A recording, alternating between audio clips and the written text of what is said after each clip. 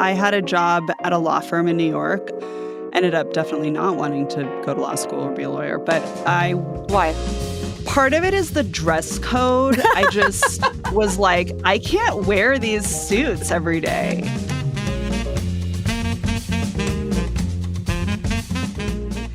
Hey, listeners of Other People's Pockets. It's your host here, Maya Lau. And the time has come for me to be interviewed because it's only fair if I get to be nosy about everyone else's finances that I be open about my own. In this episode, I'm interviewed by Jane Marie, co-founder of the podcast studio Little Everywhere, which co-produces this podcast.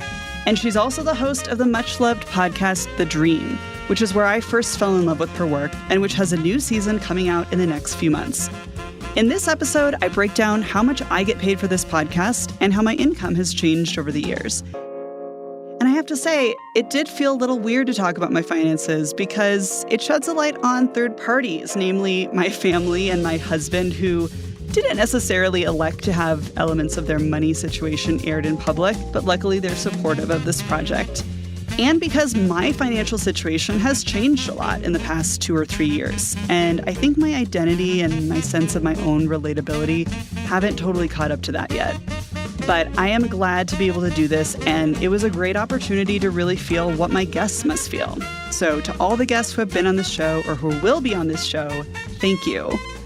I'm Maya Lau, and this is Other People's Pockets, the show where I ask people how much they make and how their finances work so that the questions we all have about money can be a little bit less of a mystery.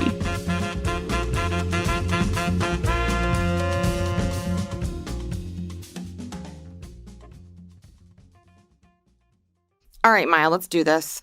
Welcome to your own show. Thank you. It's great to be here. Can I get your name and tell me a little about yourself, what you do? My name is Maya Lau, and I created and also host this podcast that you're listening to called Other People's Pockets. And I am a journalist and a researcher and have done many things. But now one of the main things I'm doing is this podcast. One of the main things? What else are you doing? I also have a company, and I do financial investigation type research through that. I was a journalist, an investigative reporter for many years, and then left that. And I only mention that because like a lot of the skills of reporting are the same in other industries. And so now I've applied that to this whole world of financial investigation. So like one of my clients is an investment firm, and I help them research different investments, different people behind investments, like trying to get to the heart of like understanding a company or something like that. Okay. And how much do you make doing that? So last year, that was one of my main sources of income, and I made around $200,000 a year last year. Mm-hmm. I don't know that I'll make that much this year just because now the podcast is picking up and I have, I need to dial up and dial down different things. But yeah. And then on this show, how much do you make? So on this show, my contract is for 35 episodes. That's how many episodes are in a season. Mm-hmm. And we do a weekly show. So that's really less than a year. But so per season, I'm being paid, I think, around $122,000 as a base payment. Mm-hmm. And then I get revenue share. So I make 25% of any ads, subscriptions, if we do events, merchandise, anything like that. And then there's, separate, this hasn't happened, but like separate percentages for if I were to ever do a book or a TV show or anything based on that. But so the derivative works or IP stuff. Yes. Can I tell you a secret? Yeah. You make so much more money than me. Like so much more money. You mean overall or for the podcast? I mean, I'd probably in a year maybe make what you make on the podcast. Yeah. Maybe. But I don't know. You make so much more money than me. I don't know that I'm going to make that amount again, because of like, how much do I want to work? Or like, how much can I work? How much do you want to work? I mean, I work full time, but I don't like hustle and grind the way I used to. So like right now, how much I work is how much I want to work. But I don't want to like be like, oh my God, it's 9 p.m. and I need to like work for 2 more hours to finish something. I mean, there's obvious reasons why not, but can you tell me why not? Was there a moment where you, I don't know, brought it up in therapy or like wrote it in your planner, like, I'm not going to do this anymore? Well, I mean, I had a child 3 years ago, and that has been a huge shift in my life. And I just don't, I mean, taking care of a child is kind of another job. It's like when she comes home, then I have that job, and my husband does too. But like, that takes a lot out of you. And so by 9 p.m., I'm completely exhausted. And I think I just have a different outlook on grind culture. Like, I think it was probably necessary for me when I was younger and had to prove myself, and I had more energy in my 20s, and I loved it. Like, I loved that I stayed at the office until 8 p.m. or whatever.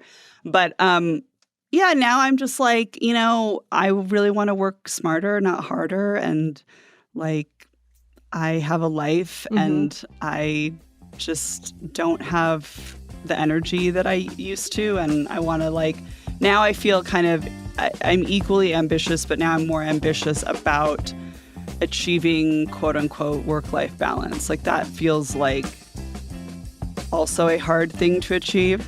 So I might as well be ambitious about that.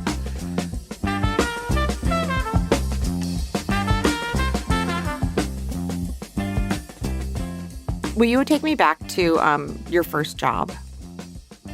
I think my first job, I was in middle school. I don't know when like child labor laws began, but I think I was in middle school, or maybe I was in early high school. I worked very part-time at this local gift store wrapping presents. And it was only in the holidays that I did that particular job. But when they had a bunch of people buying stuff and needed help wrapping presents, I would do that.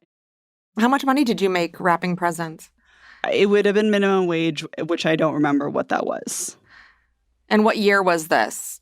This was in the late 90s. Okay. Yeah. So you're wrapping presents. What's your next job? The next job I had was at Bernini's Bistro in La Jolla. La Jolla, the town of Dr. Seuss. Is it? Oh, yes, it is. Yeah. That's how do you know that? It's famous for being that. It looks like a Dr. Seuss book.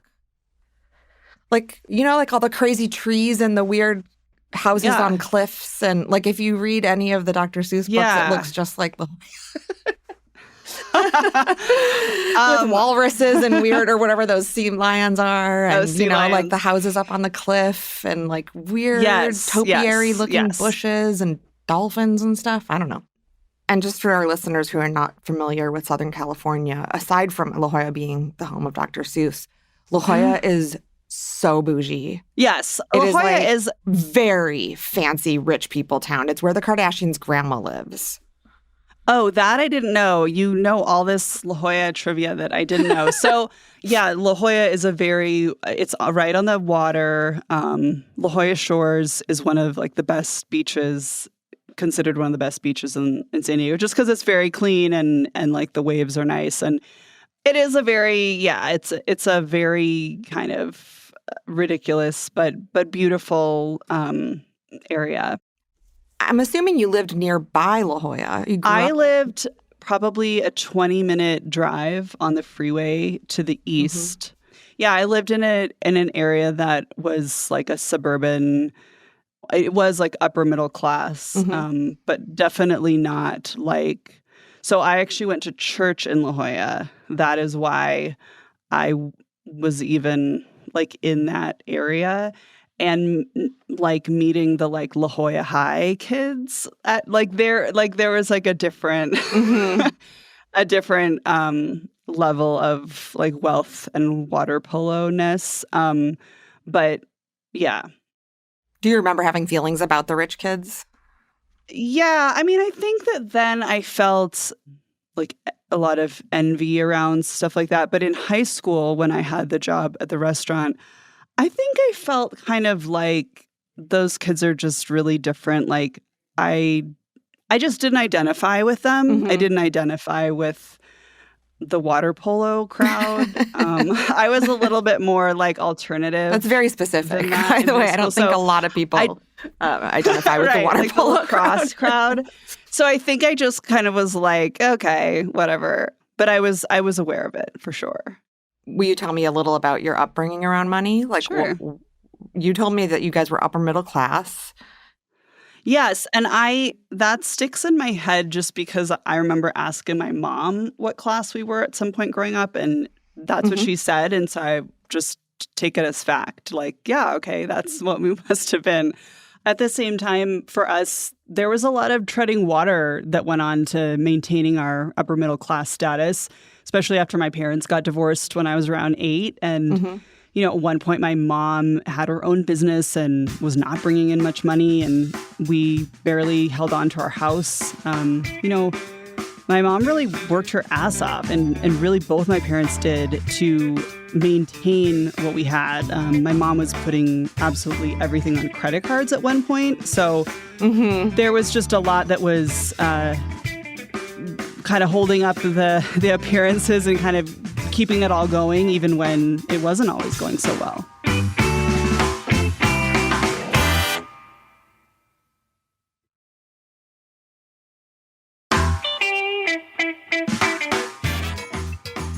So my parents are both retired, but my dad was an architect and a construction manager, and my mom was a public television producer and then later a university administrator. Yeah, I definitely remember there being one point where there was this big road that we were near. And if you crossed to the other side of the road, there was these McMansions and like bigger houses. And I had a friend over there, and I was probably, I want to say I was like 9 or something. And I went over to my friend's house and played there, and she just had this huge house. It was just amazing. And my dad was driving me home from the play date, and I was kind of like, oh, like, why can't we live over on that side of the road? And at so-and-so's house, we did this and this and this. And he was so stern with me and like, Maya, like, you have no idea the sacrifices your mom and I have made to have the house that we do have. Like, don't you ever, like, I don't ever want to hear this conversation again. This is absolutely ridiculous. And he's right, because like life was fine. Yeah, and I feel like everybody, no matter what status they had, like they always have some story about like, well, like I wasn't like these other people that I knew growing up. Yeah. And it's like, yeah, but you were also fine. So that's also me. Like, I felt growing up, certainly when I was in high school, I was like, oh, this is so vanilla and like so boring. But I would not say it was like Truman Showy or like it wasn't, I don't know. Also, like, so the celebrity from my neighborhood is Kyle Mooney, the comedian. So I would love, like, maybe he needs to, like, I need, like, another perspective because, like... Let's get him on the show. I want to call Kyle Mooney right now. I would love his take on... He, like, has some comedy about growing up in Scripps Ranch, which is the name of the neighborhood in San Diego. Well, they have that whole YouTube channel where it was, like, all jokes about growing up there. Yes, and, like reporting live from, like, the taco shop. Yeah, that was very much my childhood. Hey, what's up? I'm Todd. What up, Americ?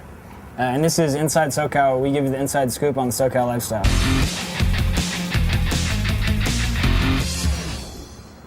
And now for our financial report, we're gonna go to our boy Nate. What up, dude? Yeah, so like in financial news, Sean and I worked for my dad last weekend doing like landscaping and shit, and we got paid like $200 each. Oh, stoked. If your daughter, who lives in Mexico City and who's going to reach consciousness and going to form core memories, if your daughter were to go from where she lives now to what's it called? Scripps Ranch. Scripps Ranch. What would her assessment be? We joked, by the way, that there should be a strip club there called Strips Ranch, but that has not opened yet. What would her assessment of it be? Yeah. Yeah, I mean, she would probably be like, the one of two things. She could, on the one hand, be like, this is freaking awesome. Like, there's places to swim and walk and play. Or she could also be like, this is really boring and why do I have to drive everywhere? So right. I guess it depends on which age she's at. Yeah. Okay, so you grew up in this... Inside SoCal. Inside SoCal. Yeah. Okay, so you grow up inside SoCal. Yes. Yeah. If anyone wants to know how I grew up, just watch Inside SoCal. Yeah. Okay, you grow up there. Then you go to La Jolla and you work as a hostess because you're pretty at a restaurant. Oh, wow. That's what it is, isn't it? Like the hot girls are always the hostess. Well, also, I didn't have any skill. So, yeah, I didn't have any like waitressing skill. You only had to work 1 day a week all through high school? Yeah. Wow. Yeah. What did you get to do with your money? I mean, I think I was probably like supposed to save X percentage of it. Okay, but you didn't. You just spent it. Wait, what did you... I moved out when I was 16, so I spent it on rent. But before that, I had to pay my own lunch. My mom wouldn't pay for my lunch. Cigarettes, beer. Those are good things. What else? I didn't have a car. Bus tickets, to get around. Mm-hmm. Acid. Acid was like the most... My biggest expense in like 9th and 10th grade. Because it was like $7, which if a pack of cigarettes is $1 and acid $7, it's kind of hard to like justify it, but I would just skip meals. So $7 per what? What do you call it? Like per hit? Per square. Per tab. Per experience? Per hit. Yeah. Okay. Mm-hmm. That was very expensive, especially because when I was working, it was like the minimum wage was like in the $2 or $3 range. Right. So I would have to work for 2 or 3 hours to afford one hit of acid. One. Yeah. Budgeting. Anyway.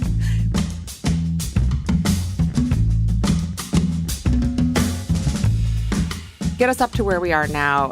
If you just want to like list off the jobs that you had and what you remember making.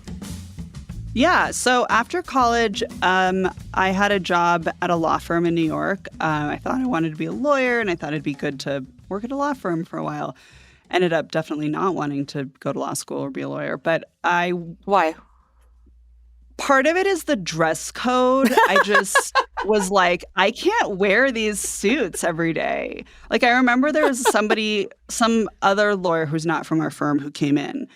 And she was like in the kitchen or something of the office. And I was just like, she had like this colorful, cool, offbeat, like still professional looking, but like colorful, like scarvy kind of, like maybe she could also have been an art professor. Like it was like just not. And I remember being like, where did you get your, like what? And we talked all about like the dress code of law firms and like how stifling it is. And anyway, I think I just was exploring a really different side of myself. And it had been a thing that I had said to everyone I was going to do. And so I told myself like, I'm going to go to law school. And so it actually became kind of fun at some point to be like, I'm not even going to do the thing that I told everyone that I was going to do. Like, whoops. Like, I don't know. After that, I joined the Peace Corps. And like during that time, I just really reevaluated things in my life. There are so many things about your life, I gotta say, Maya, that make you sound so rich. Like,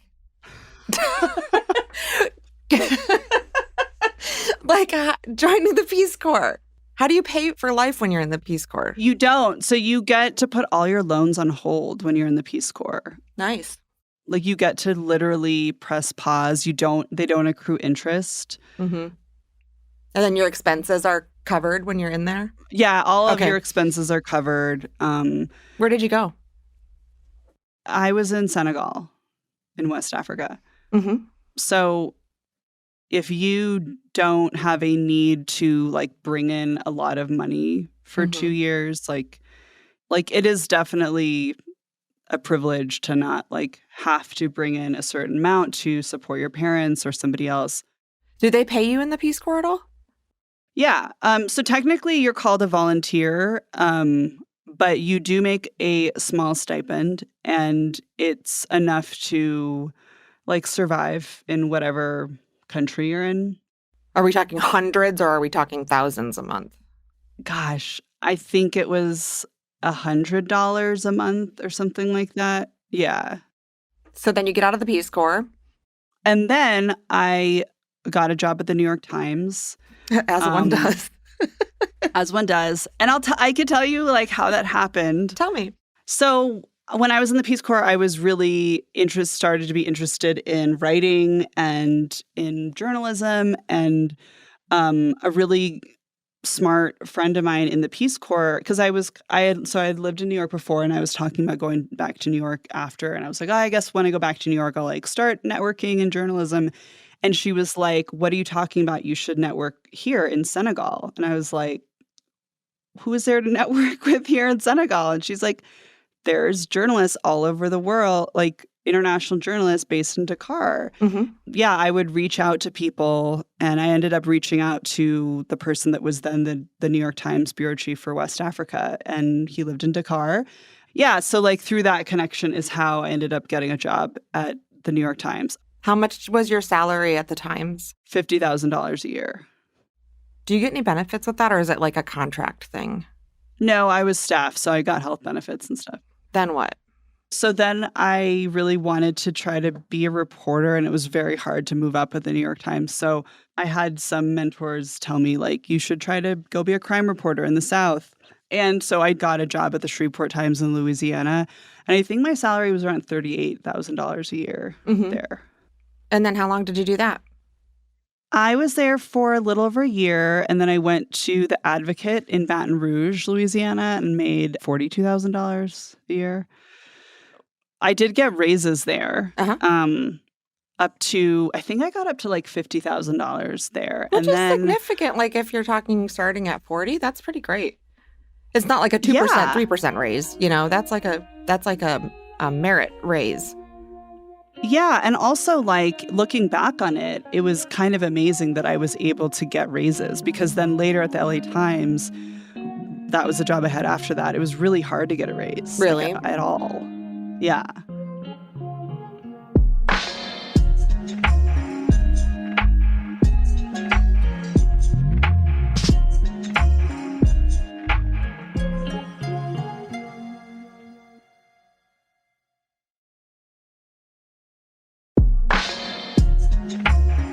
I want to be more like your parents as a parent, but like your parents couldn't be more different from my parents.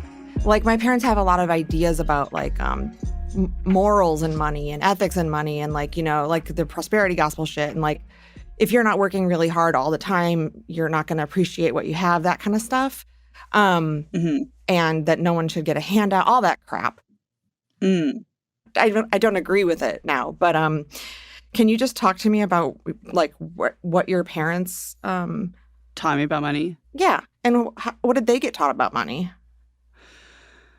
I feel like I grew up feeling like money was not something that should be your main goal in life, and that, you know, that the people who did really prioritize money or want to make a lot of money were like lame and stupid and like didn't have any culture, and like you don't want to be like that. Like you want to be someone who changes the world, or like at least like tries to make the world a better place, isn't trying to like take resources from other people. And you should want to make like enough money, but but that's kind of where I have now interrogated that further, because I'm like, what is enough? Or like what, like you should just want to make like an amount that sort of maintains sort of your current standard of living, which now I believe is actually a lot of money, you know? Yeah. Like, my ideas were very like, you should study hard and then like hopefully you'll get to do something that you really love and that's really cool, and you know, like you're not going to be not making any money, but the paycheck is not something that you should be thinking about. Like that's kind of, I think, the mentality that I grew up with. I guess they probably saw themselves as like intellectuals or whatever. Like they kind of felt like if you're doing something that's really interesting and impactful, like that has the most cachet. Mm-hmm. Yeah, I think my mom had a similar mindset. Like she went to a school that was very social justice oriented. She felt like the people who, they just like maybe they own a home and they have their little yard and they have, just like the things they need, like that's like honorable, that it's like actually honorable to not make a lot of money. That's like what she believed. I wish that was like true still. I know. And like that you didn't have to be a millionaire to have a little tiny house. Yeah. And that's why I kind of am like, I think that it's a little maybe simplistic to be just like, oh, like you don't need anything and just, put your head down and save your pennies. It's like, that's not gonna how money works anymore. Yeah, like you're gonna have to like be pretty smart about what's happening, and be really honest with yourself about what kind of life you want.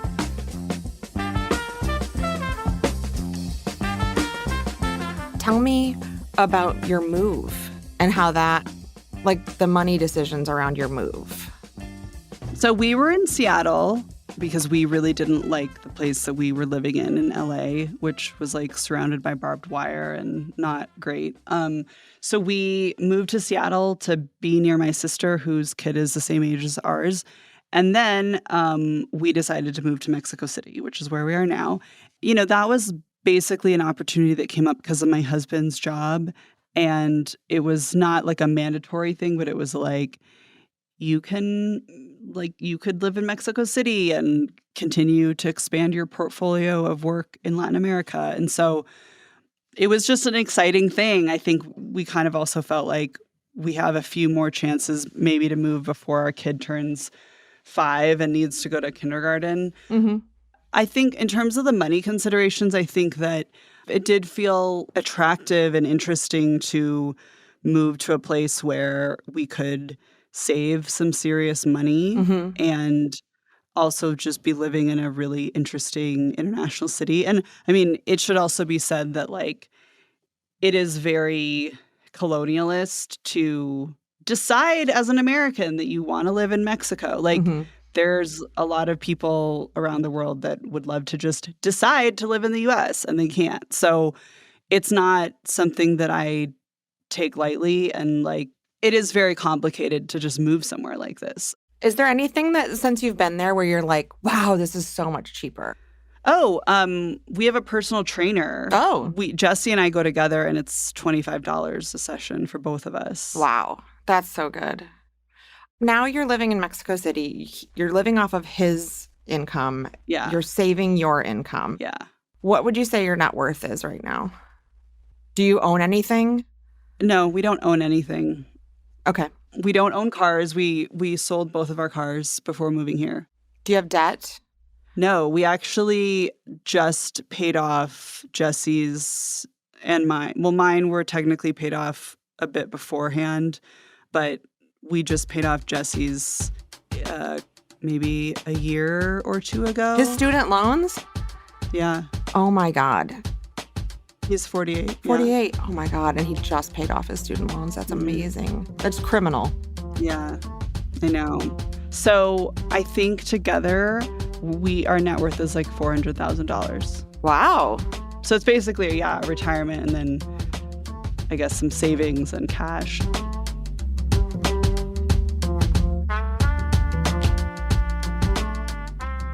I feel like we've talked about this before, but if you just want to refresh me, like the choice to have one or two or more kids for you really came down to money.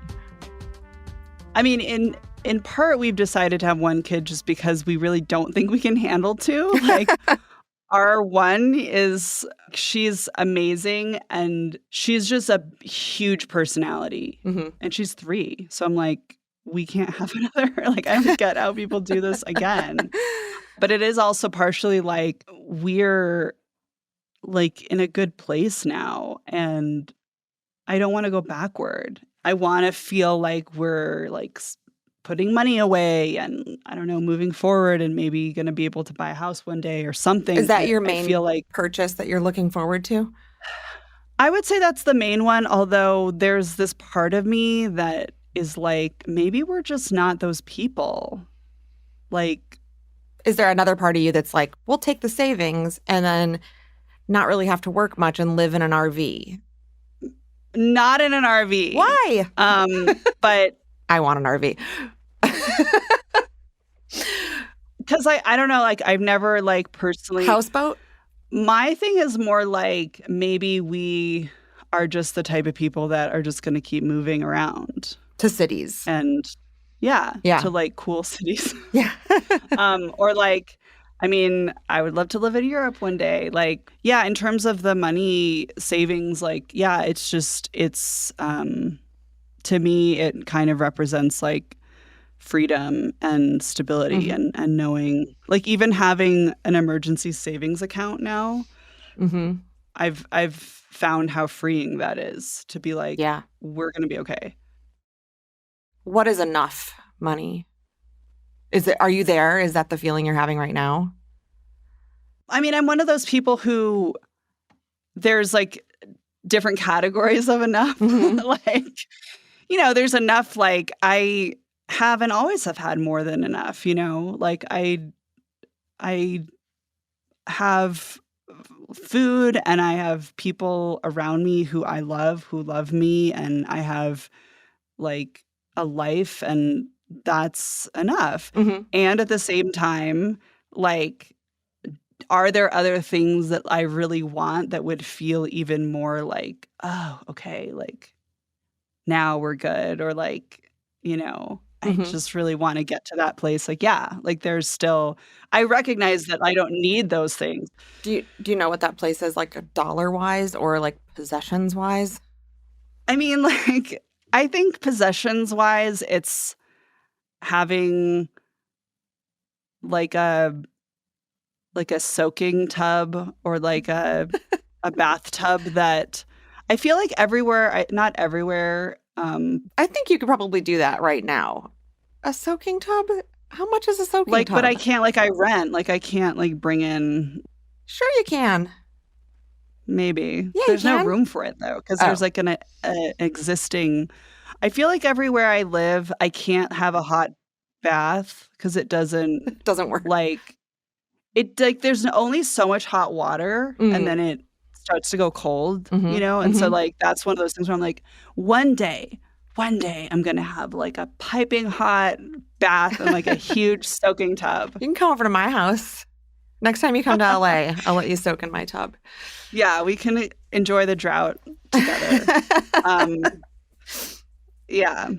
I know it's fun and kind of voyeuristic to dig into other people's finances. How does it feel having the table turned? Yeah, I think as of a few years ago, I would have been like, oh, I don't think I could do that. Like these are conversations that I have a lot. There's always a risk when you talk about how much money you make that somebody's gonna like have a judgment about it. Like, you sound so rich. Like, that was like interesting feedback to get, because it's like, that's your reaction. Like, I think I wonder, like, if it makes you not like me as much or like think something about me. I think that is why people are uncomfortable, is like they're worried about like not really the number almost, but like what's the like added thing that someone's going to say, you know? Do you feel like it's important work? Yes, I really do. The more I talk to people about this, like, and the more just I learn for myself, like, oh, this is how much someone makes. Like, it's just information and it's transparency. And so I think it's really great to learn, like, oh, that's an amount that is you can make if you want. And so I think for that reason it's good. And I also just think, just the questions that inspire the most anxiety, like sometimes just that says something, that says there's something that needs to come out, or there's something there that's worth exploring. So yeah, I definitely do feel like I wouldn't like pat myself on the back and be like, I'm like, saving the world. But I do think like I hope that there's good being done.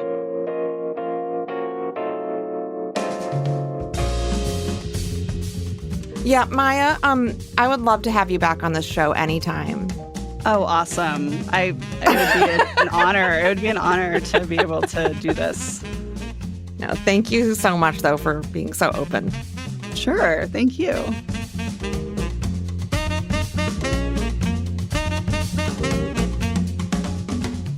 Thanks for listening to Other People's Pockets. And hey, this is a new show, so if you like it, please leave us a review on Apple Podcasts or wherever you listen. It really, really helps us out. Other People's Pockets is written and hosted by me, Maya Lau. It's produced by me, along with Joy Sanford and Dan Gallucci. Production help from Angela Vang. Our executive producers are me, along with Jane Marie and Dan Gallucci. A special thanks to Scripps Ranch. Other People's Pockets is a co-production of Pushkin Industries and Little Everywhere. To find more Pushkin podcasts, listen on the iHeartRadio app, Apple Podcasts, or wherever you get your podcasts. If you love this show, consider subscribing to Pushkin Plus, offering bonus content and ad-free listening across our network for $4.99 a month. Look for the Pushkin Plus channel on Apple Podcasts or at pushkin.fm. You can sign up for Pushkin newsletters at pushkin.fm. And find me on Twitter at Maya Lau or on Instagram and TikTok at It's Maya Money. Also, we are putting together a sort of recipe book for how you cope with capitalism. And we want to hear how you're all doing it. What is your home recipe for how you figured out your finances in this crazy world we live in? Leave us a voicemail at 323-540-4255, letting us know some tips, tricks, and trade secrets. That's 323-540-4255. Or you could record a voice memo on your phone and email it to otherpeoplespockets@gmail.com.